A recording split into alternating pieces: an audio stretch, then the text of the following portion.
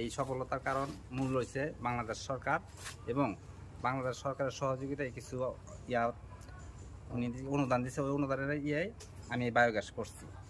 এই বায়োগ্যাসে আমি ভালো সফলতা পাইছি এবং আমার বর্তমান এখন 66টা গরু আছে। প্রথম অবস্থায় 5টা গরু ছিল, এখন ওই 5টা গরু থেকে আস্তে আস্তে ধাপে ধাপে আগাতে আমি 66টা গরু পর্যন্ত করছি। এখন এই যারা আমাদের এই বায়োগ্যাসের উৎসাহ করছিল ওনাদের মাধ্যমেই এখন আবার ফিরে আমি আরেকটা আবেদন করছি সরকারের কাছে, জৈব সার অথবা ছানার জন্য 1.5 কোটি টাকার একটা আছে শুনছি, এটার আবেদন করছি।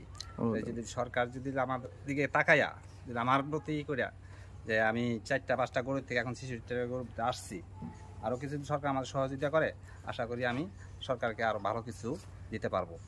এই হলো আমার মনের আশা আকাঙ্ক্ষা। আসসালামু আলাইকুম।